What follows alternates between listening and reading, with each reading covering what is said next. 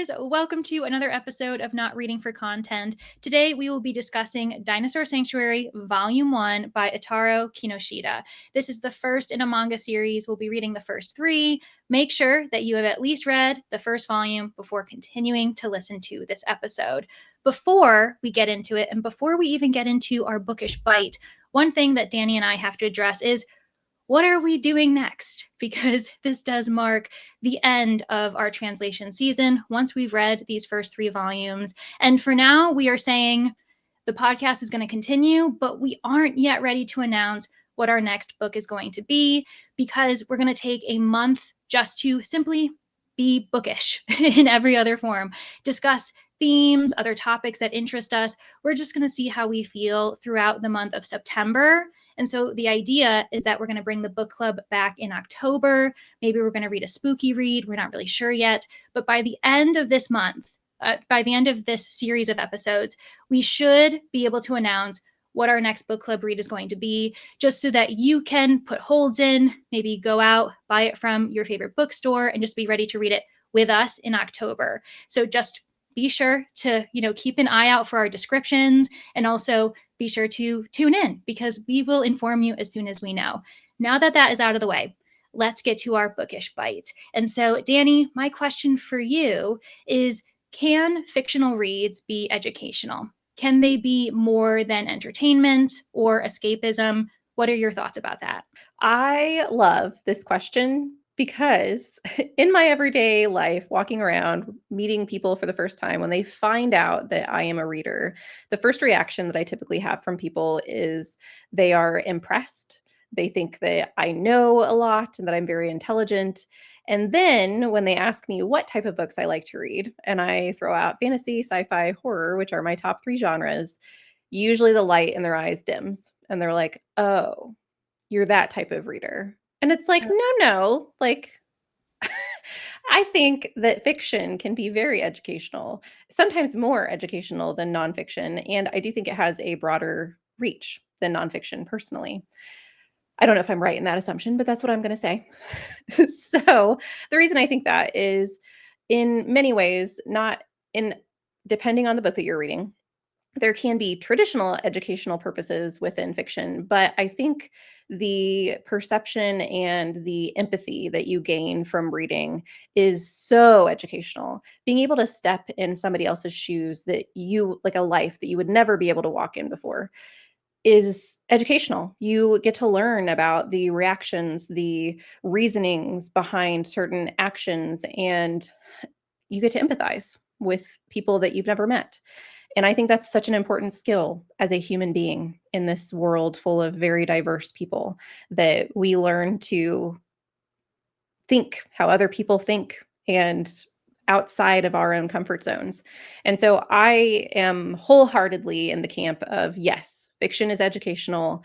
I don't care what you read. If you are reading, that is fantastic. How about you?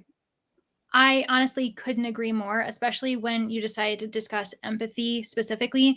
I, sadly can't reference specific studies, but I have heard that there are studies that show that people who read fiction, who follow, the dialogue between characters, see all their emotions, you truly do become more empathetic. You are better at reading people. You're better at being more self aware of yourself as well, thinking more critically. So I fully agree with you. And I mean, there's the more practical, I suppose, or like more quantitative types of forms of education. Like, for instance, seeing another language, seeing other cultures, other settings that are not your country, and figuring out their customs. You are learning about other people in that way. Or even, I mean, we see scientists, we see mathematicians and other kind of professionals in stories at times, and you learn from them. You understand where they're coming from. I mean, also, not to get morbid, but any type of like war fantasy maybe might teach you about battles and how strategy works in that way,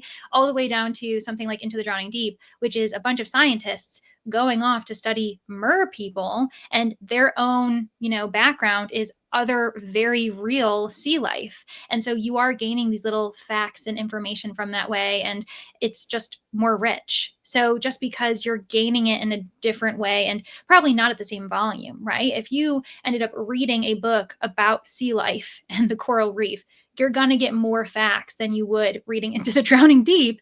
For sure. But you're still gaining it. And I think that it doesn't really matter how you're consuming it, as long as you are kind of expanding your awareness. It must be beneficial in addition to being entertaining. Haha. So we get everything. We get to eat our cake too. Exactly.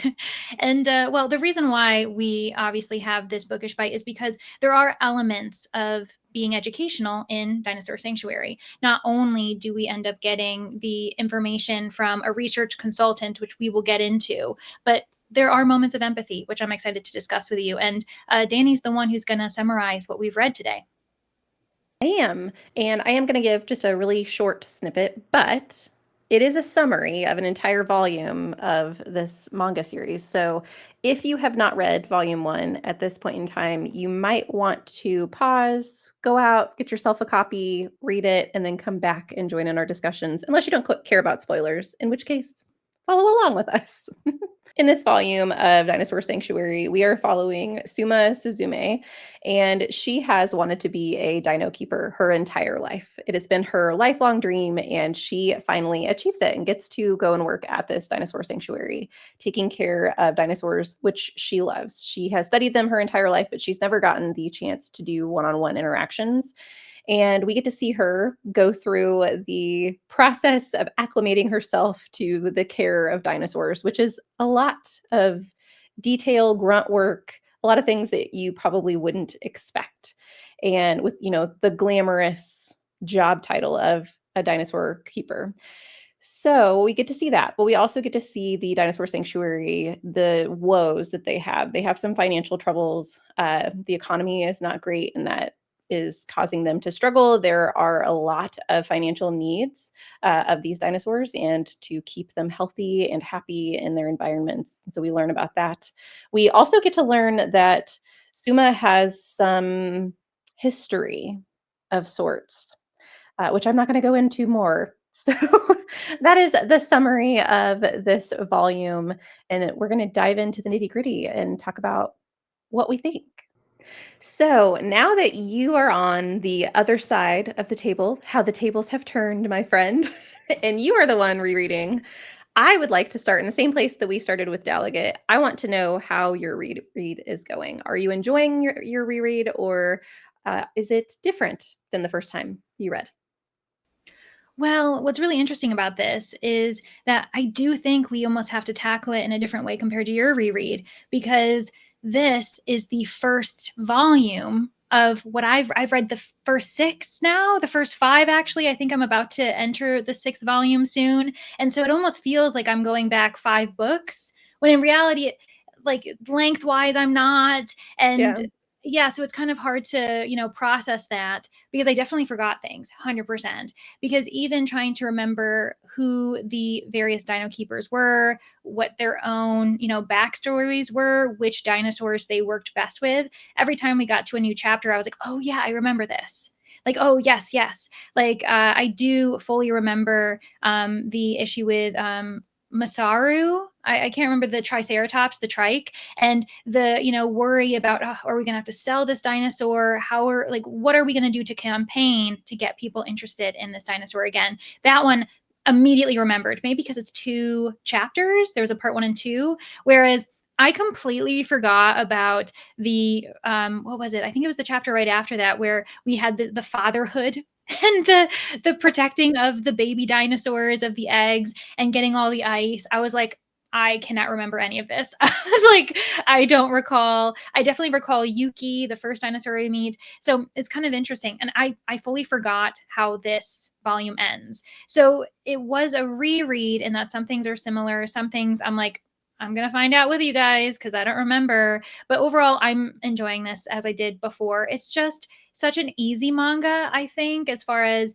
being cozy enough. And I think this is probably the first manga series that got me into the idea of like, oh, cozy sci-fi manga, or like alternate history, dystopian. does exist and you can get intrigued by it, but it also can handle some like dark, sad things, you know? But I just find it a really cozy, very comforting reread. And I also am interested to see what happens next because I truly don't remember what happens in volume 2. Like, I'm gonna find out with you guys because I'm realizing I don't remember as much as I thought I did, even though I literally probably a year to the day almost was when I first was introduced to Dinosaur Sanctuary in the first place. How about you, as someone who only knows about it from other people kind of discussing it, not only myself, but others who have read it? You've kind of just been circling around it for quite some time. Now that you've entered it, did it meet expectations, or were you kind of surprised by anything as this being a new read for you?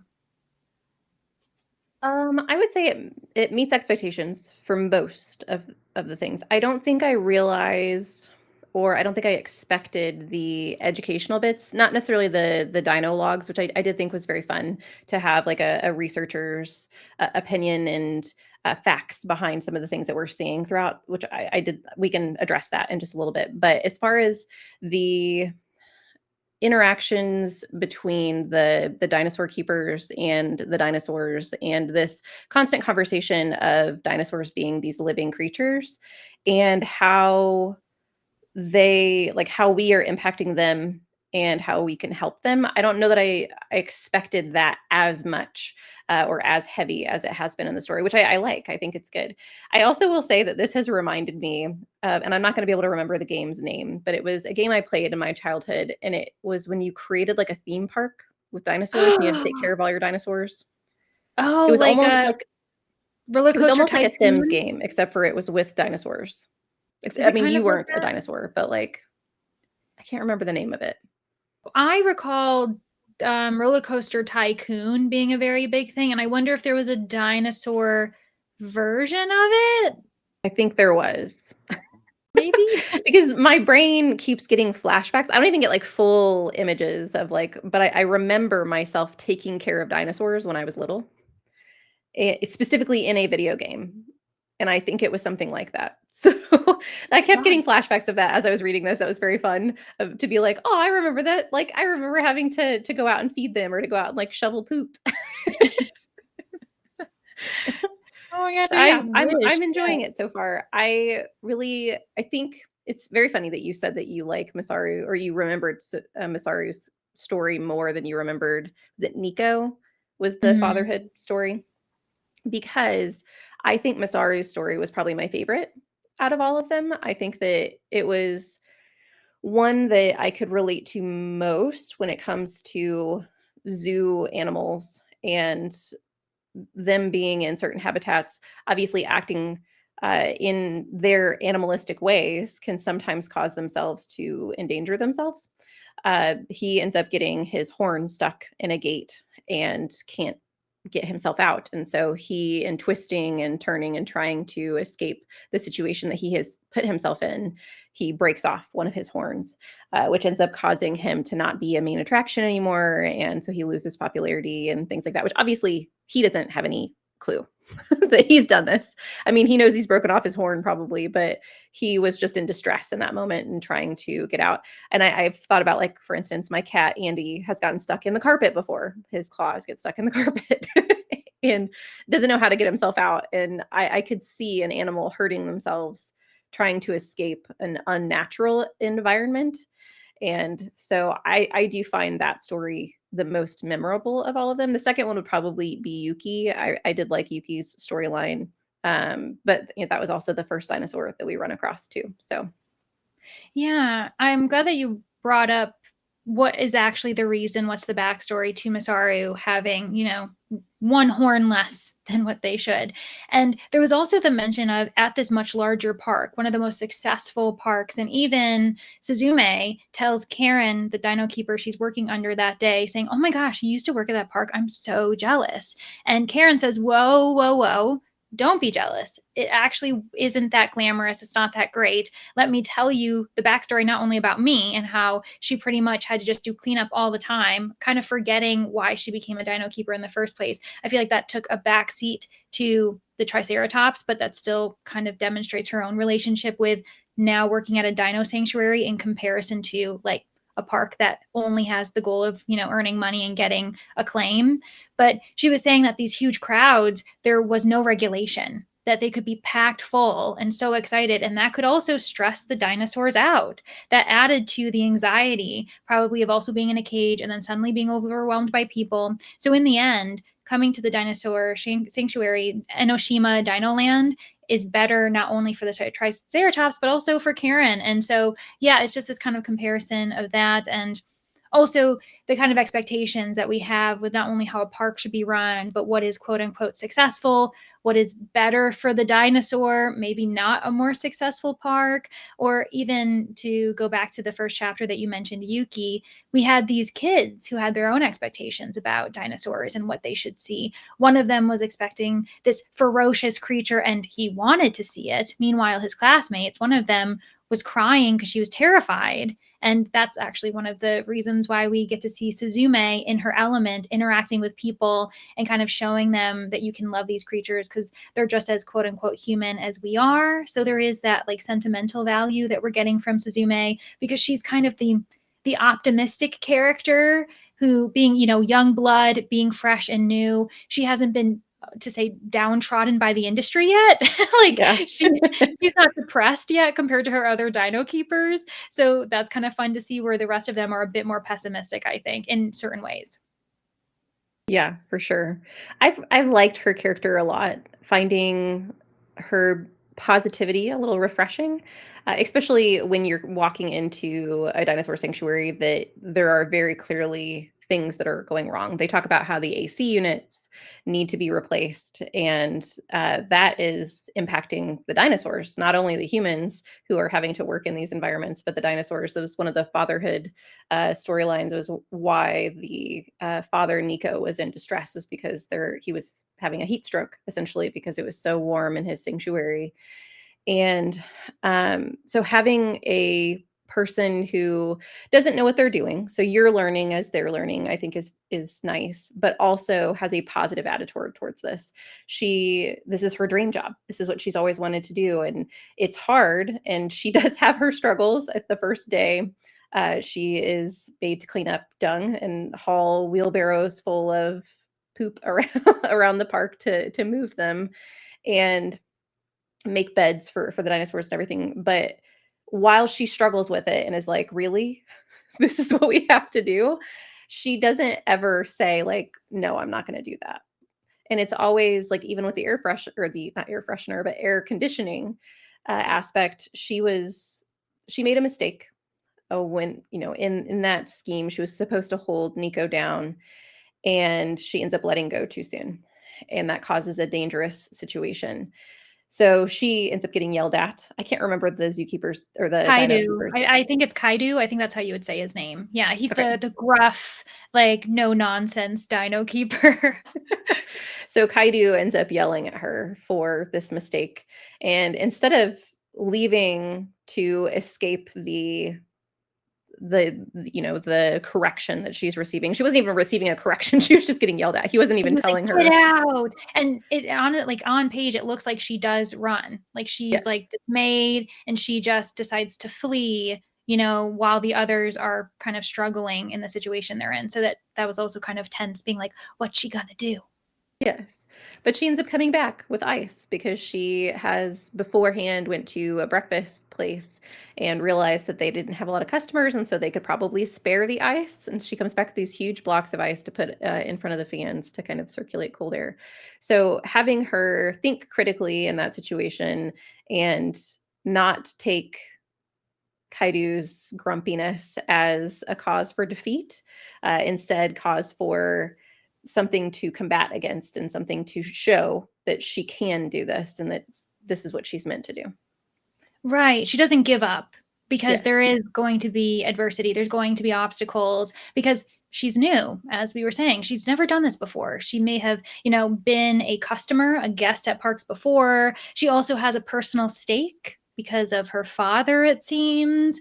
And yeah, she just hasn't applied any of this stuff. So you have to learn on the field. And unfortunately, this field is dangerous. It's really tough to learn in the field because you could get yourself hurt and others. So her resilience is really nice. But let's speak on that personal investment, because she does have this big dream of bringing dinosaurs and people back together, making them close again, because at one point they were, and then there was this quote unquote incident, which I think they said happened in 2006, that, occurred. And now our relationship with dinosaurs is just not the same. Dinomania kind of has been at a decline. And we're getting little hints. We're getting little hints. I don't know how you feel about that, Danny, where you think this is going.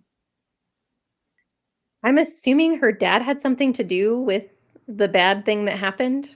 I mean, obviously, you don't have to answer me, but that's kind of what I gathered from the veterinarian that shows up for Roy.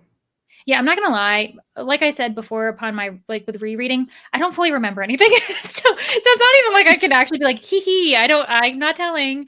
I legitimately don't remember a lot of the details surrounding that big event. So again, I'm gonna find out with you. But the vet, oh yeah, he had a certain perspective on it for sure, which made this a very tense ending. Yeah, he reacted to her very viscerally, and he was very at first I was like, "Is he gonna be a love interest?" Because their first interaction, she ends up falling over something, and he catches her, and you have this Mhm. scene where he's, like, holding her up and saying, like, "Hello there," and I was like, "Okay, well, maybe he's gonna be a love interest," and she's, like, fangirling over him the entire time because he's diagnosed this issue, within 5 minutes, and we had this really weird interaction between her and Kaidu whenever she finds out the vet is coming, and she asks about the vet, and Kaidu says, He's a good vet." And it just leaves or ends, and she's like, "I feel like there's something that he's not saying." So after the scene where the vet ends up catching her, I'm like, "Oh, Kaidu didn't wanna say that he was good looking, like, maybe that's what the secret Mhm. was." Mhm. But then at the very end, you find out that he's just a hateful person, because she is saying, like, she wants to grow up and be like him, and be, someone that people respect in the field, and she wants to help dinosaurs be the healthiest they can be and the happiest they can be, and he essentially jumps all over her because of her father. And that's how we this ends is she's getting yelled at because of her dad, and we don't have the backstory for that. So I assume that her dad had something to do with the failure surrounding the dinomania, because I think Kaidu also has something to do with it, that he might have worked with her dad, because we also get like hints that that's why he's so strict with following the rules and always making sure that you're doing what you should be doing at work. But yeah, I'm intrigued. I would like to know. I love that you are like analyzing this and being like, huh, Kaido's personality is very much follow the rules, follow protocol. These are dangerous creatures. We can't forget that, even as we have personal interest in them, which I will say there are things to come that, relate to that. And yeah, at the very beginning, when they're looking at her application, I think it's the accountant character who's always kind of in like a bit of a snuggie and she's just like on her computer. She said something to the effect of, Suma Suzume, is she a relation to Professor Suma? So obviously her father was a professor, probably studied dinosaurs. And yeah, there was a lot of tension at the end where he was very rude. Maybe there's a situation where the vet interpreted her as being a what we'll call a nepo baby these days. That's thrown around a lot, where you didn't really earn your position here, like you got this because of your father. And also maybe I'm not impressed by that. You simply saying, "Oh, I'm impressed, I want to be like you," that's not enough, because words are just words. Maybe there's something going on there. But yeah, we end up being left off with him accusing Kaido of being possibly responsible or involved in her father's death. And it's like, what? I do love that you mentioned, oh, is the vet going to be a love interest? Because I actually do. I don't remember much, but what I do remember is when I first read this, in that moment I was like, oh, here we go. We're gonna have this romantic love interest, and I was like, he's a vet. He must be way older than her. Like, of course, I was thinking of the logistics of this, and then I was like, and I kind of want her to be with Kaido if I'm gonna be if I'm gonna be honest. I'd rather her with him. And then I was like, oh, he is absolutely not a love interest. Like he's a villain. He's going to harm our poor Suzume. We need to protect her. Yeah, for real. Yeah, it took a turn real quick. It's interesting. The last thing that I wanna mention before moving on to, like, ending the episode, but obviously if you have other things to talk about, we can continue discussion, is the Dino Lab. So the articles that we get in between chapters of the little snippets, little pieces of information that were given within the graphics or the illustrations throughout the chapter, and just some information, cool information about dinosaurs and this researcher who was in collaboration with the author of Dinosaur Sanctuary. I thought that was very cool. It's a very cool detail. It's not what I expected, like, as far as getting into a manga, I didn't expect there to be, and it's not like I don't feel like these read like scholarly articles. I don't think that they're inaccessible by any means, but I do think that it's an elevation of something that, even by the look of it, is very cozy, is very cutesy isn't the right word, but kind of that vibe that I'm getting, and I do appreciate that little tiny touch of elevating the subject matter. I could tell that it's like someone who sincerely loves dinosaurs who has written this and put this out, which I just think is fun.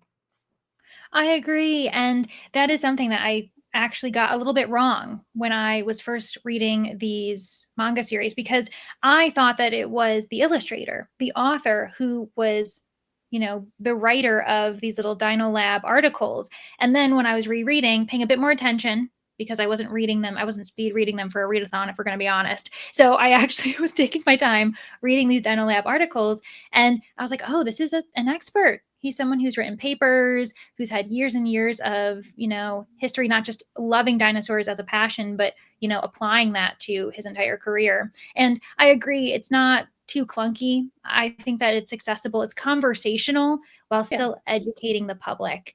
And he allows his own emotions, his own excitement to come through. So you are like, oh, like, yes, I want to learn from him. This sounds really great. And, the amount of, information we actually can retain as far as specific details, certain language, like vocabulary, I might not retain that, but I'll retain certain little bits of information where I'm like, oh, that's really fun. That's really interesting. Because even the mentions of, his own study of how they walk, like understanding like their positioning in that, maybe how they might sit down. And also even the fact that you can tell that he has read the manga himself, that this is something done in coordination with Yes. the illustrator, because numerous times, I think we end up every chapter, typically we will get an article for him. So I think there's like 5 articles. He says, a few pages earlier, you may have noticed this detail. And I'm really glad that, Kinoshita included this. And it's really lovely because he's engaging with the storyline that we just read versus he could have just made it completely separate where it had nothing to do. There was no nods to the storyline where he, mentions Suzume, he mentions Kaido, he mentions the dinosaurs, and it just like very briefly, but it's kind of this nice nod of, oh, you also read this. That's really nice. Because I think it was even with Nico, the fatherhood story, discussing how these baby dinosaurs would, leave their eggs. And there's this description of a temporary bone on their beaks. And it's similar to other creatures that we have today, that we still see it nowadays in certain species. And the idea is that it quickly will fall off because its purpose is gone. So if you see this on an animal, it is fresh. Like it has just come out of that egg. And there's those little moments where I will carry that with me, which is very Yeah. fun, even if I fully understand the science behind it. It's a great touch. I agree. Yeah. Do you have anything else you wanna discuss before we answer our questions? Nothing else. So yeah, let's get these 3 questions out of the way, and I'll answer them first as the rereader. How about that? First and foremost, the questions are, what is our rating? And it's not current rating, right? Because it is our official final rating because we've just read this one volume. So it's not even predictions these days. We're just going to do official final ratings for the next 3 episodes. What's your official rating for this volume? Who is your favorite character within this volume? And also, what questions might you have, as this being a series and it ended on a pretty significant cliffhanger? What do you think is going to happen next? So, my own rating initially, I'm pretty sure it was 4-star range. Like I think I either gave it a 4.0 or a 4.25, and that still feels good to me. I'm feeling it being like a 4.0 at the moment, and I find it very comforting. I think the ending was just really wild. I remember being like, what? And so I think that there were some moments in here that don't make it a 5 for me, but it's just like a very strong 4. It's like a very good 4-star for me. And as far as my favorite character, it would have to go as far as people, I'll say Suzume. As far as dinosaurs, who could I go with? I'll go with the Triceratops. That's the obvious one, but Yuki is really good too. And then with predictions, I mean, I do feel like I could make a prediction because I don't remember anything.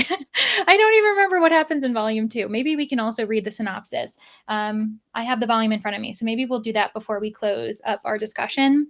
I am wondering how much more we're going to learn about the financial situations, because I know that it does happen, but I'm not sure in what capacity, and if we're going to have more situations where it's like a marketing scheme, because we did get that with the Triceratops, and I don't remember when that happens. So there we are, and I'm interested to see if your enjoyment goes up as we move forward or if it remains consistent. So that's kind of a question I have going into volume 2.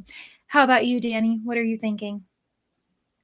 I am on the same line of you as far as my rating goes. I do think that this is just a flat 4-star for me. I really did enjoy it.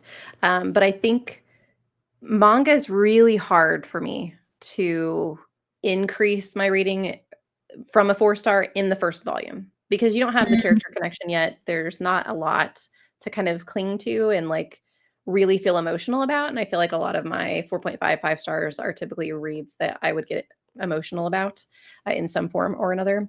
And so I really did enjoy it. I think it's very cute. But yeah, right now it's a 4-star. And as far as my favorite character, I really like Kaidu. I know he's grumpy and but I really like him. I guess I could say that I think that he is a potential favorite character for the series. I think that sure. his growth arc is really like and finding out more about him, why he is the way that he is going to be really interesting to me. As far as like the character that I am supposed to love the most, it's Suzume. Mm, But I think he is probably the one I'm most intrigued by. My favorite dinosaur, I would have to say, Masaru. Oh, the yeah. trike, definitely. It's I did like Yuki. I thought that Yuki's character was interesting. The fact that she really was picky about the type of food they gave her, I thought was a very fun detail. My predictions, I'm gonna say that they don't sell Masaru. And I mean, spoilers, like the second volume has Masaru on the cover. So I forgot about that. I think that Masaru is safe. I don't know exactly what happens in regard to that, but that's my guess for that. So I don't know if that they get more money or if they find out something that's going to work better than what they accomplished in the first volume. I also am predicting that maybe Suzume doesn't know that Kaidu is connected to her father's death, and so that could cause some drama in future episodes. But yeah, that's what I think. We'll see. We shall see indeed. And so that means that we are going to be closing this episode. I will read the summary on the back of this second volume, but before I do, just remember that you should be reading the entirety of the second volume with us by next Friday's episode. And if not, just catch up whenever you can. Here's the synopsis of Volume 2. What really happened? When dinosaurs were found to have survived to modern times, people were enthralled until a catastrophic incident drove dinomania to extinction. When Kaidu, who was there to witness it, opens up about what happened, the rookie dino keeper Suma Suzume learns more about the disaster and her coworker than she ever expected. But that's far from the only thing on her mind. Whether it's raising a baby Troodon or throwing a birthday party for a geriatric T Rex, there's always plenty for Suzume to do at Dinoland. Grab your volumes, and we'll see you next week, friends. Happy reading! Bye! We hope you enjoyed this episode of Not Reading for Content. Be sure to check the description for a schedule of our upcoming reads for this season. For reminders and other updates, you can follow the podcast on Instagram at Not Reading for Content. Where else can the listeners find you, Leandra?